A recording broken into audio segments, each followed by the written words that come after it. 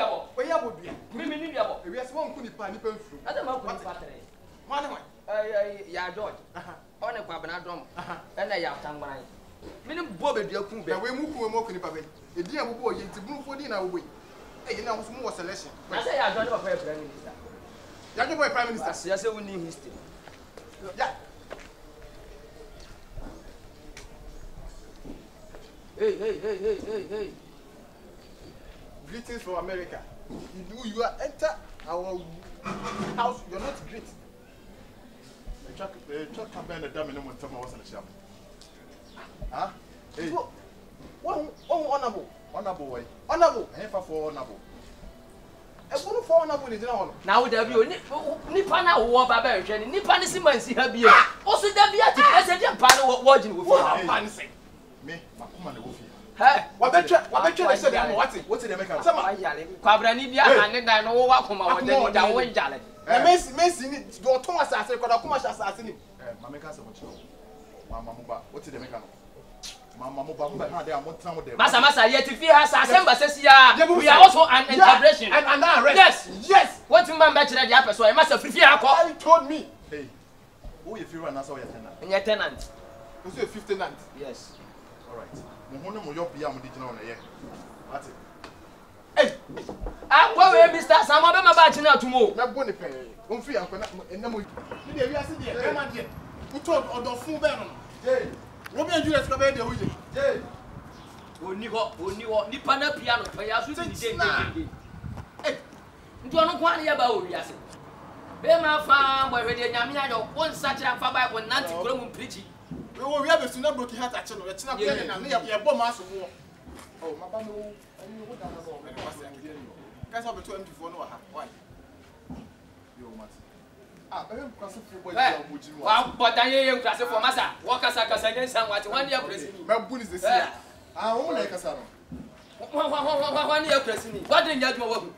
What didn't you know? Who are the Kabaka say class for? Abu Abiba. What when you what it? What you are in a pampe? What it? Osubama de bi o kenye tie o. Race course o mu asabi, o mu so aso adam na bia no. Yo ni ma de ya nya pa. O be wu amana busuen pa, be gunsa ni be bodi dini de gunsa. Yo be ya nya pa kwase ya bi sha no. Ba bra ko bosi abia ma abia be che be. Se fu bi se. Wakasa ni.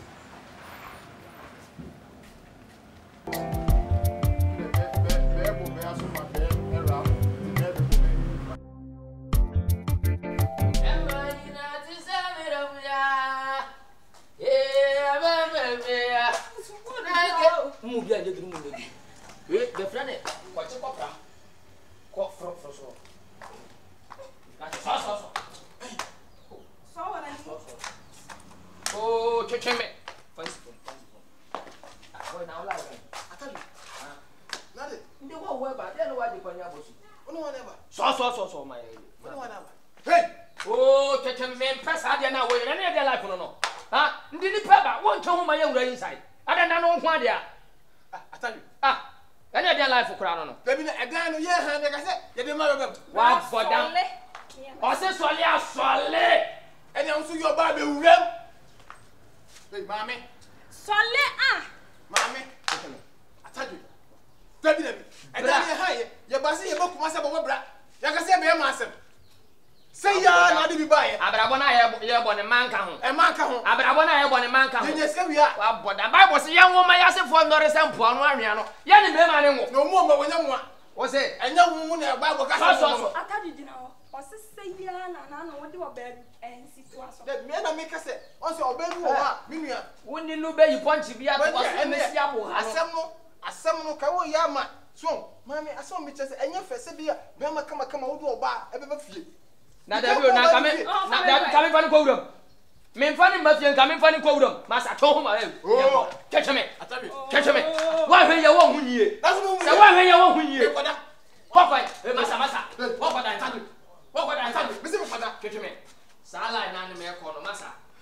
Ye nkwane sa wo fi ha. Edan no kwa na ha ye. Na nye me nkwane ha ya. Na no de ho ba ne pan wo. Na no de ho ba ne pan wo. Se de wa na pie. Wo se ye. Wa na pie, ye na pan. Na se hu ni nyansa ntini pie ma de ho ho. E to ni fa se minim nyansa, nti me so me pie wa nyansa. Who are you, sir? Who are you, sir? Who are you, sir? I don't know who you. Wait, relax.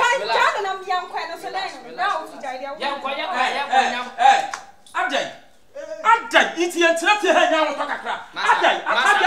Massa, oh, I want that you can't tolerate our peace in this house. It's one the West Side. What's it? What's night? What's night? Men are the Casa. What's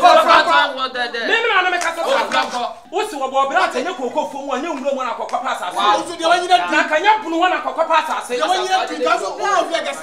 you were looking to say your work? I know one son, I'm one other way. For one question, some of the media about you.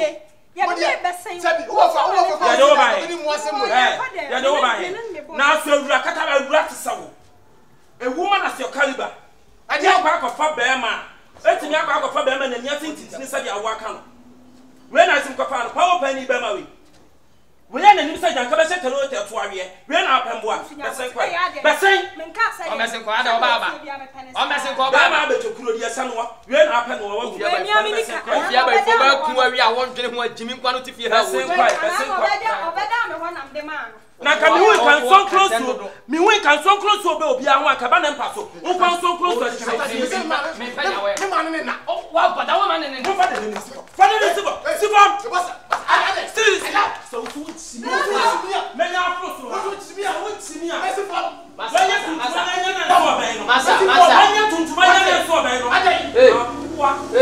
when you step on the swap over, you're out of here. What's one any man I don't go in. You're out of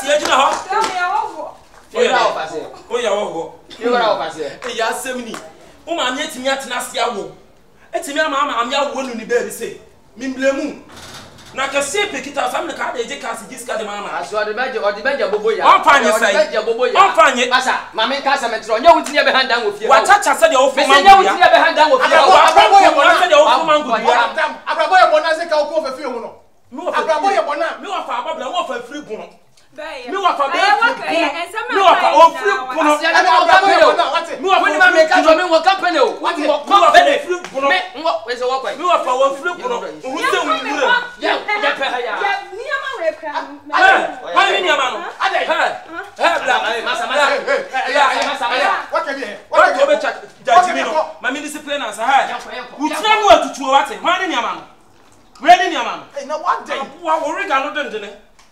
Oregano credit some coffee open and be abroad. A deficit in Bemet is one of your water. Why you could do so cocoa bottle? Simple. You did him so well to her when the mamma was some to me. What's your pain in a wife? I follow away. Because I'm a simple say one. I found a coffee. Blind call. Hey, away. No more president. Why did I the campus accept it? Because I mean, many more was over to me. Thank you for you. What's that for you? Minia, actually, why? No problem.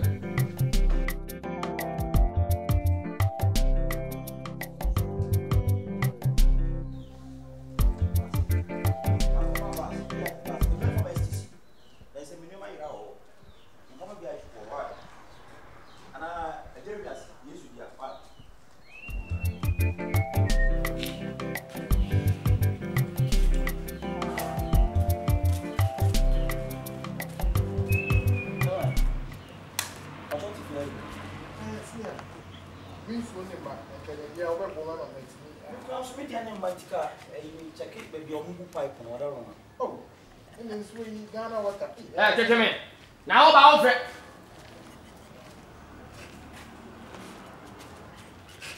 Atabios. Kitchen. Atabios. That's so good. Kitchen. Silver. And I'm yes, sir. Is that what you fear?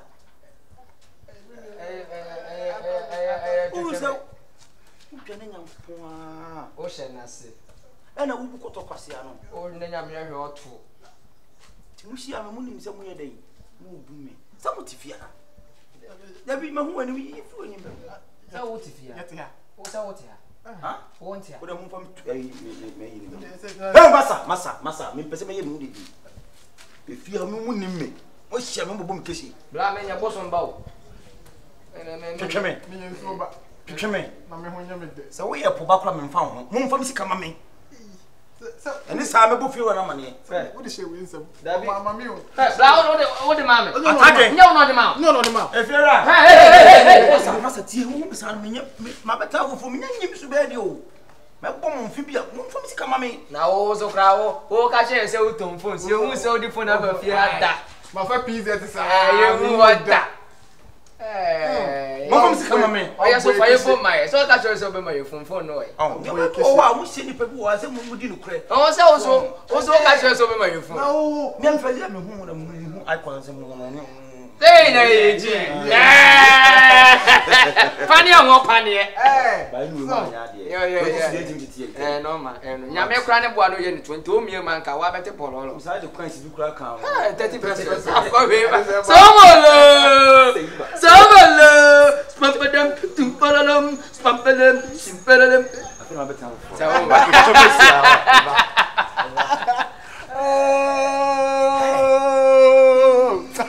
Jai mi no asia wo ni nyansa se nyina. Asia. Akwani ni so ye keshe pa de anka dade no pa anka ye jiska ni bi kan hu. Na wo pe bi de tu ho PZ. PZ. Ya so ye ka ya no for dem ya ho ni ye.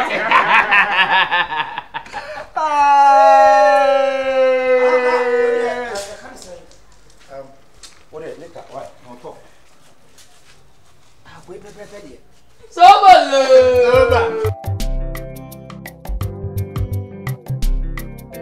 Mohamed pa na minim babi amadu mo ma menya masumdwe o Pacho ago fia.